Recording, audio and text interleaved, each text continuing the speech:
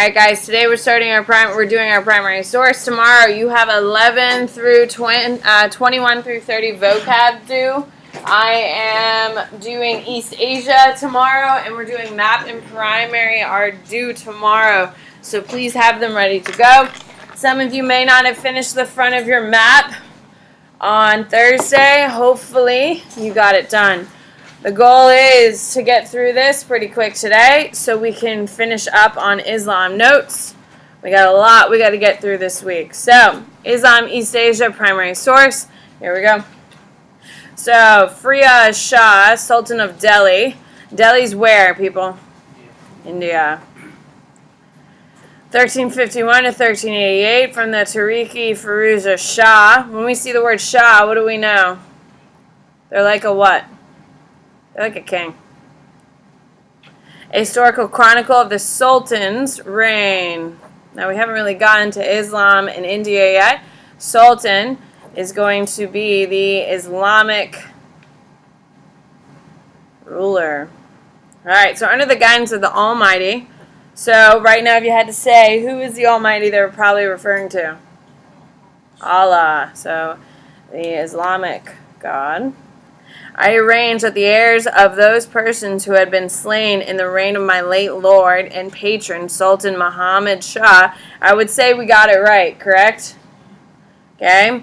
And those who have been deprived of a limb, nose, eye, hand, or foot should be reconciled to the late Sultan, appeased by gifts, so that they executed deeds declaring their satisfaction, duly attesting by witnesses.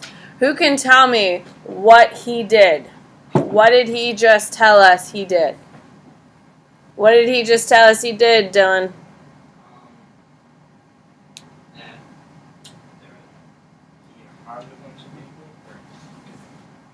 Do you think he walked around killing these people, or he probably sent them to war? Sent them to war. Okay, so sent people to war. Okay, and what happened to those people there, Dylan? They got injured. Yeah, like how do you lose a nose in battle? You know what I mean? Like that seems like if you're gonna lose your nose, you're like gonna get a hole in your face, right? Like die. Anyway. Huh? I know, right? So, deprived of limb, nose, eye, hand, or foot should be reconciled to the late Sultan and appeased by gifts. So what is he giving them? Gifts. Okay, so that they executed deeds declaring their satisfaction. What the hell does that mean, Audie?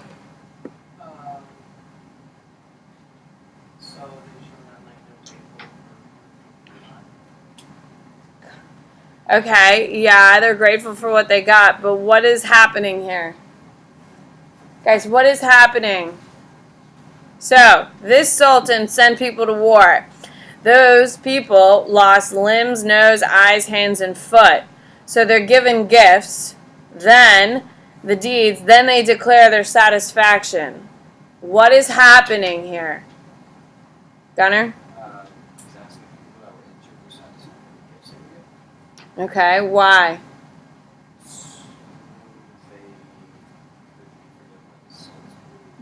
Who's? Greta? Okay, hold on. So, under the guidance of my late Lord. What does that mean? Late Lord and patron. Dead. So, who's dead?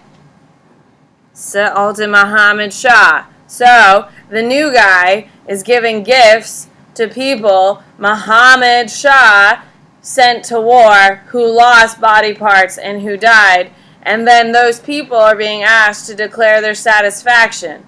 What is he trying to do?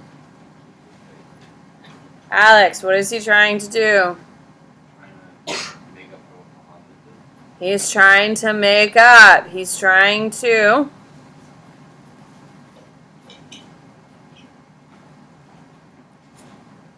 clean the previous Sultan's debt. Why do I have debt in quotes? Why do I have debt? Hello? Why, Zach? Because it's not actual monetary debt. Yeah, what's his debt, man? price that his people paid after. Absolutely. Just like you guys obviously know who George W. is, correct? Former President of the United States. Well, every president who, I would assume, who takes office carries the weight of all the men and women who served and died for them under their command, correct? Well, George W. has released, he paints now, which is awesome. He paints pictures of all the fallen soldiers and wounded soldiers under his command as president. And he has written a story about each of them and the sacrifice they gave for his country. This is after 12 years of leaving office. What does that tell you about what has been happening with George W. over the last 12 years? Has he just moved on and forgotten, or is he working through it?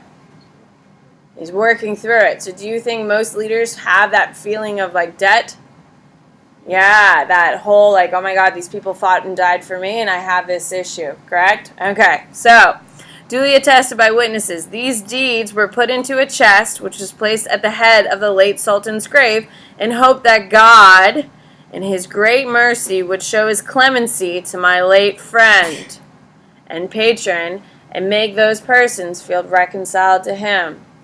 Why is he doing all of these things? Why is he doing all of these things? Abby.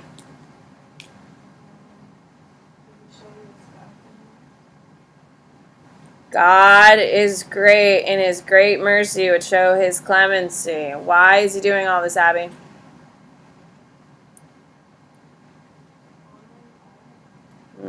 Walker, why is he doing it?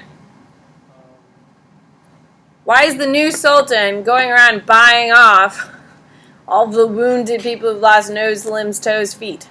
Why?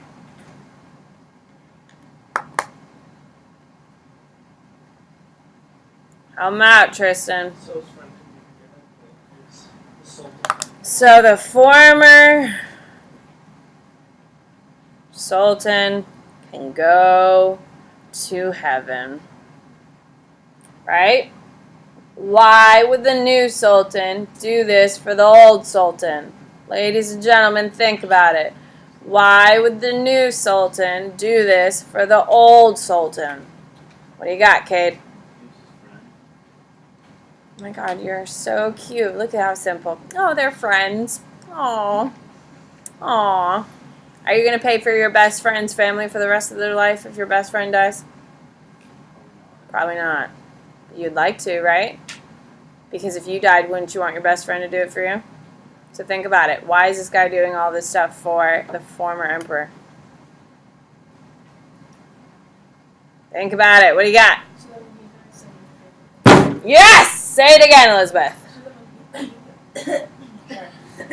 Are you okay? Yes! So when he dies, the next Sultan will do it for him. You pay it forward, correct? Okay? You want it for you. Yes. He does it. So the next Sultan does it for him.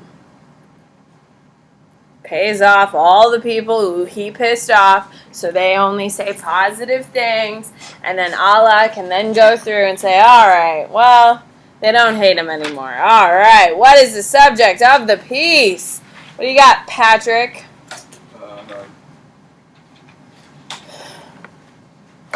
The current Sultan is asking for his... Whoa. Keep it simple, stupid, Patrick. What is the point of it? Callie? Okay, paying off previous sultans' debts. I'm going to put debts in quotes because we know for a fact it's not currency. Audience, who is the audience of this piece? Think about it. Cal, who is it? It would be, I guess, the families or Think about it, Cal. What's the whole point of this whole thing? Why did he do it in the first place? well, I guess could it be like for the next people? Yes! For the next who? So, Next Sultan. For the next Sultan. Why would you want the next Sultan to know, Cal? so he can do it for him. Yes! If there's a pattern of doing this, you're more likely to do it, correct? There you go. What is the purpose of the piece, Melu?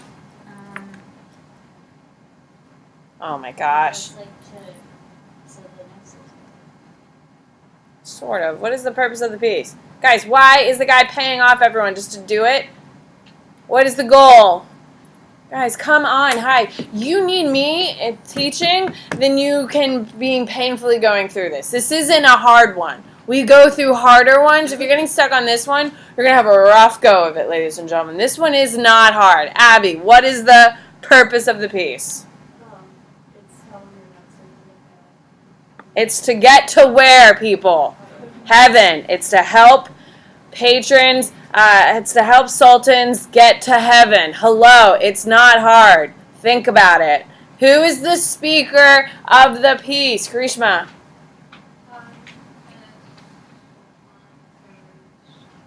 Okay, the new sultan, post-Sultan Muhammad. Okay, what is the point of view? Why is he writing it when he writes it? Why is he doing it, Bronson? So he can go to heaven? No, none of this is about him going to heaven. What is the point of view of the piece? Oh my God. Guys, you're going to be rocked. Guys, why is he writing it when he wrote it? Jamel? Yes, but that's not why this guy is writing it. Cool. I guess we're not going to cover any content today. Cool. I'll sit here and wait. You better start trying here. Come on. Why is the new sultan writing this piece down? Bronson said he's trying to go to heaven. That ain't it. What is he trying to do? Alex. Trying to start a tradition for what? Trying to secure a new tradition of ensuring new sultans securing old sultans entry to heaven. So they can do it for him, right? Hello? What is the tone of the piece? What is the tone of the piece? It's not that hard, guys. Come on. Audie, what is it?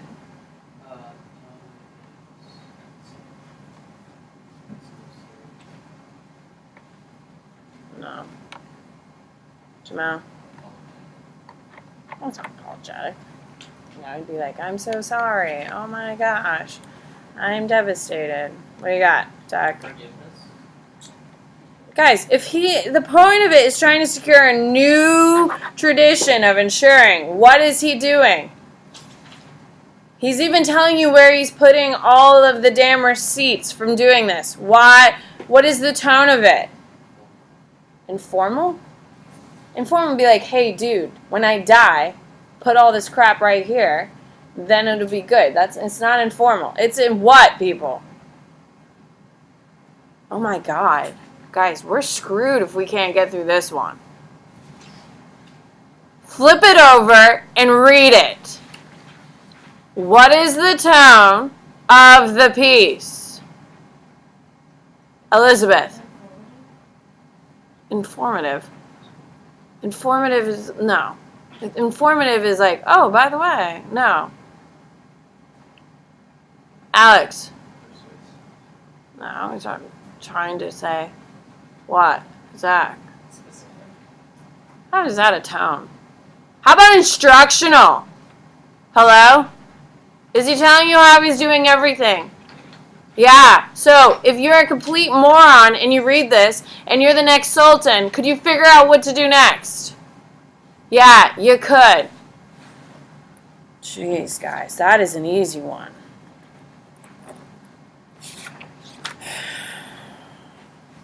Prophet Muhammad's last sermon delivered in Mecca, 632. What is this about, Sarah? What do we know? Yes, we do know it's a sermon from Muhammad. What else do we know, Jamal?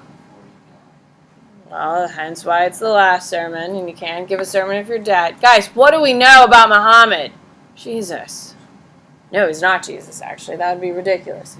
Who is he, Peyton? He's a prophet, the last prophet. He is the prophet of what religion? Prophet of Islam. So guess what his sermon is probably all about, ladies and gentlemen? Islam. There we go. Okay, 632. We know he dies this year, correct? These are the notes that you need to be making on it. Because the most important information you get is the information AP gives you in the little black italicized that they will always give you.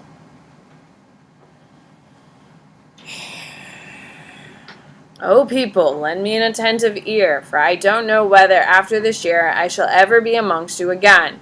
What is that telling us, Haley? He knows he's going to die. He knows he is going to die. Therefore, listen to what I'm saying to you carefully and take these words to those who could not be present here today.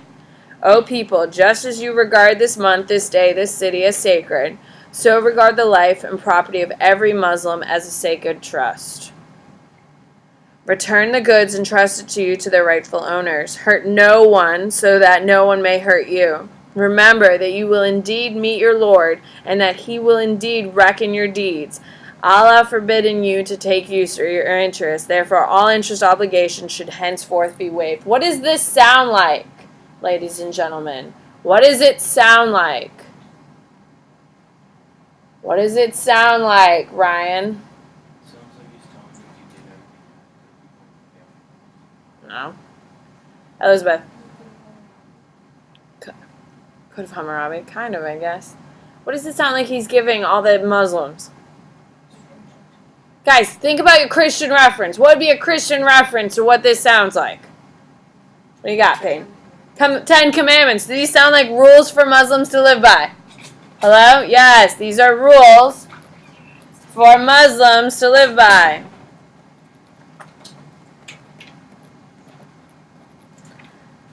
Beware of Satan, your safety, for your safety of your religion. He lost all hope that he will ever be able to lead you astray in big things, so be aware of him following you in the small things. O people, it is true that you have certain rights with regard to your women, but they also have right over you. If they abide by your right, then to them belongs the right to be fed, clothed, and kindness. Do treat your women well and be kind to them, for they are your partners and committed helpers.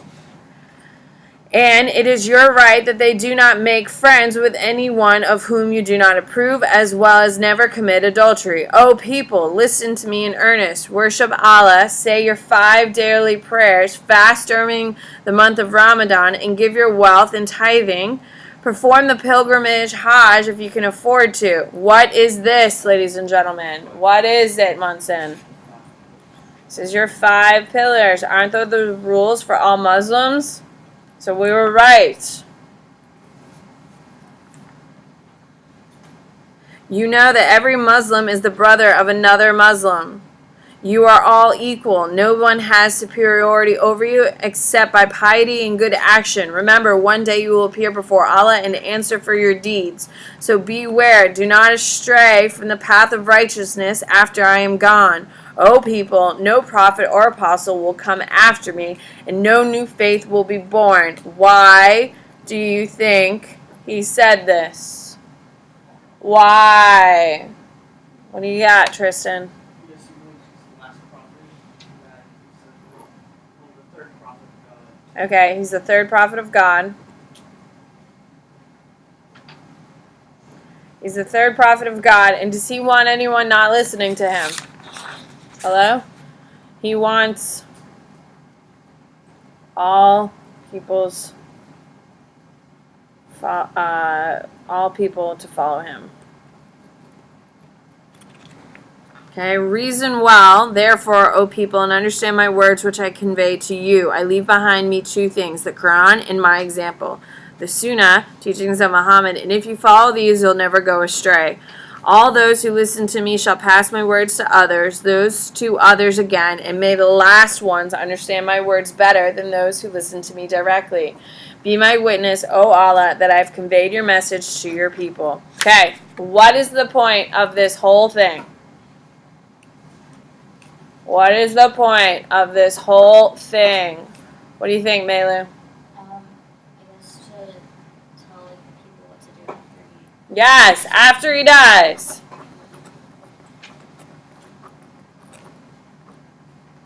Follow these instructions.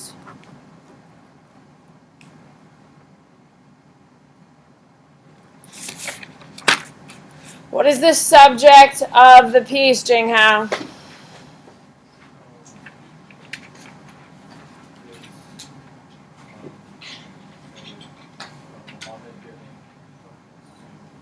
Simplify it.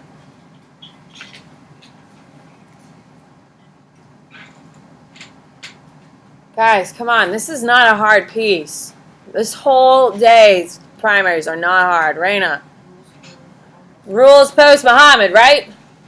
Rules post Muhammad. When he dies, he doesn't want his religion that he spent 20 years building to fall. Who is the audience of the piece?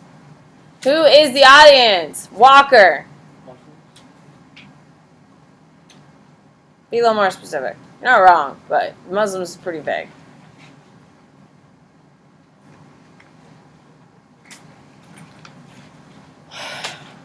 Cade. All Muslims post Muhammad. What? All Muslims after Muhammad's death. Okay. Guys, what does he want? Who is the audience? Elizabeth. The people who are Muslims, present and future, correct? Is this just directions for the people in front of him, or is this for all time? Hello? All time, people. This is not hard. What is the purpose of the piece? What is the purpose of the piece? Caroline. inform them like what they need to do. No. What is the purpose of the piece? What do we got? Carlota. To ensure that like all Muslims in the future like follow the 5 pillars. Well, you can't ensure it if you just mention it for the first time. So what is the purpose of the piece? Jamal. Directions of how to move forward post the Muhammad's death. Hello? Don't you think that would throw a big wrench into things? Hello? You guys are doing great today. Hopefully you hear my sarcasm. Speaker. Who is the speaker? Who is the speaker? What do we got?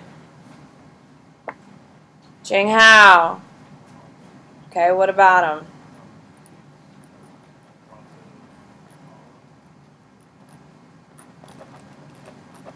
Okay, but that doesn't help you. Who is he? He does what? He does what? Ryan. No. What? Zach. Creates Islam. Yeah, he starts Islam, people. That's why he's important. He's the guy who started the whole damn thing. Obviously, he wants to see it continue after he dies. Just like if you start a business. Don't you want to make sure that when you die, it doesn't die with you? Yeah. Yeah, you do. What is the point of view of the piece? Why is he writing it when he wrote it, Karishma? So that Islam is better in the future. You have the people who have the Simplify. Why is he writing it when he wrote it? No. And because he knows he's going to die soon. he's going to die. That's important, don't you think, Karishma? If you knew you were going to die, would you pick your words more carefully? He knows he's going to die. He leaves explicit instructions. Would you agree? Explicit instructions on how to achieve heaven and how to meet Allah. What is the tone of the piece? What is the tone of the piece, Greta? Instructional, I'll take. There's also something else to it. It's not vaguely saying, do this, do this. What is the whole piece? It is instructional. Callie? I'll take that. It's not where I was going, but I'll take it. Solemn. Okay. He's obviously not bouncing up and down. He knows he's going to die. Ryan, what would you say? He's like kind of.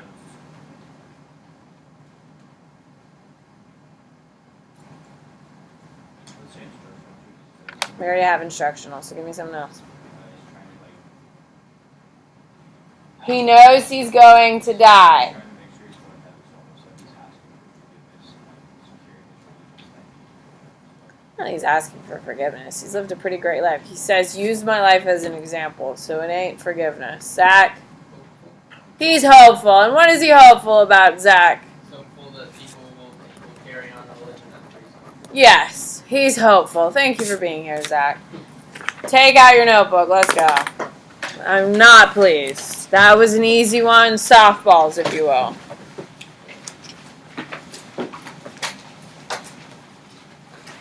Who can raise their hand and tell me where we left off? No one knows? Carlota? I'm sorry. Caroline, where? Shia. All right, here we go. So, Muhammad dies, 632. As we know, we just left his last sermon. He is hoping that Islam continues without him and leaves explicit instructions. The problem is he doesn't leave enough instructions about who is to lead the religion. So, after he dies, a guy named Abu Bakr, who happens to be his son-in-law, takes over the religion. And he is going to lead it. Unlike Muhammad, okay, Abu Bakr immediately declares war on all people who were Muslim, who then gave up Islam as soon as Muhammad dies, and this will be used as justification later. So, he is going to, because as soon as Muhammad dies, there's going to be a break. The break is going to create Sunni and Shiite, which are two major sections that are here. So, here you go. Umayyad dynasty is your first Islamic dynasty. You need to write this down. Okay? The Umayyad dynasty is the first government based on Islam. They are going to spread Islam by government use. Okay? They're going to bring stability to the Islamic community. I think we can all agree when Muhammad dies, people are trying to figure out what the hell to do next. Damascus in Syria is going to be the capital city. Now, they are going to favor Arabs. This is a big deal. I would put a star next to it. They prefer Arab Muslims. Where else has Islam spread to immediately, ladies and gentlemen? Where else does Islam spread to immediately? Walker, give me another region. Okay. Region or even a continent. Give me something. Where do they go? Where does Islam go immediately? Middle East. Well, the Middle East is Arabs, so we know we got them. Guys, what's another region that receives Islam immediately, Tristan? North Africa gets it pretty damn quick. Can we agree? Hello? Remember your map. We don't color on Thursdays for fun, people. There's a point. So, they put Arabs in charge of everything. Okay? So if you are a Muslim from Africa, are you going to be treated equally in the Umayyad dynasty? No. Even though Africans were becoming Islamic just as fast as Arabs were about the same damn time. Limited social mobility, they had the Jizya tax. You might as well write it down. You might as well commit it to memory. The Jizya tax is going to exist into period 5. We're in period 3, by the way, so you might as well memorize it. The Jizya tax is a tax on all non-Muslims. If you are not Muslim, They do not force you to convert. You have to pay a tax if you're a Christian, if you're a Buddhist, if you are whatever you are, okay? If you're not a Muslim, you just have to pay a tax. In Europe, if you're not a Christian, they kill you. It's called forced conversion, or you become a Christian. Islam, they don't force convert, okay? So, they are going to live a very luxurious lifestyle. It's important that you note this because they die off really quick. They make a lot of money real quick. They start partying, throwing lavish events, spending lots of money on art and culture and stuff like that, and they essentially collapse very quickly. They're important because Arabs have a higher weight. Jizya tax is the first time it's used. It's going to be used by every Middle Eastern dynasty from here on out, and they die off quickly because of moral corruption. Abbasid dynasty comes second. They're going to exist for a lot longer. Okay, so it is going to be a blending of Sunni and Shiite. That's a big deal. Write it down. It blends Sunni and Shiites. Okay, they defeat the Umayyad. So the Abbasid defeats the Umayyad. It's a big deal. They invite everyone to a banquet and then they murder them. It's very Game of Thrones, by the way. It was the inspiration behind the Red Wedding. Okay, so the Abbasids throw a big banquet. They invite all the Umayyad and they go ahead and kill them all at the banquet. It's pretty boss. Okay, so what makes the Abbasid dynasty successful? First of all, everyone is welcome in government. They do not discriminate. If they do not discriminate, are you going to work harder, ladies and gentlemen? Absolutely. Okay? If you are an African Muslim, you can be a leader. If you're Arab Muslim, you can be a leader. It doesn't matter who you are. Military is competent, okay, but they're not trying to expand. They're not trying to expand. They start the Dar al-Islam. I would write that down. They start the Dar al-Islam. What is the Dar al-Islam? This is the first major academic-based capital in the world. I'd write that down. Dar al-Islam is the major academic capital of the world. Science, math, literature, culture, everything is coming out of the Dar al-Islam. These are the most scientific, mathematically, geography, the best of the best are at the Dar al-Islam. And who controls it, Muslims or Christians? Muslims. The Muslims are going to be the smartest people on the planet for a very, very long time. It's kind of different from what we think today, correct? When we think of Syria, do we think of them as incredibly advanced or incredibly backward today? Backward. They're having a religious war. Okay? In 2017, we as Westerners think religious wars are stupid, correct? Who cares what religion you are? We don't matter. It doesn't matter as long as you have the skills, the talent, who cares, correct? Back then, the Muslims in the Abbasid Empire, which makes them totally different from anywhere else, they're like, who cares what religion you are? Pay your damn tax. Here we go. We want the best and the brightest in our dynasty, okay? While Europe is killing each other over religious wars, okay? So, Abbasid administration is going to be Persian-based. Baghdad's their capital, okay? Islamic scholars are going to be heavily influential. Remember, they start the Dar al-Islam, okay? And everything is based on the Quran. Everything is based on the Quran. So, what you would know, Baghdad is its capital, okay? And it's all based on the Quran and on the Dar al-Islam. All right. So, there's only one guy you need to know from the Abbasid Empire. His name is Caliph. Caliph means king in Islam. Okay? Caliph, stop. Caliph is king in the Middle East. King/religious leader in the Middle East. In India, what do we call them? Sultans. In India, in South Asia, we call them sultans. Okay? Great cultural activity. It's the high point. Okay, it's the golden age of the Abbasid Empire. Okay, eventually they're going to decline as soon as two sons fight over the empire. Eventually it falls down. We have major social issues. Caliphs become puppets of Persian nobility. The Seljuk Turks, I would put a star. Seljuk Turks overthrow them. Seljuk Turks overthrow them.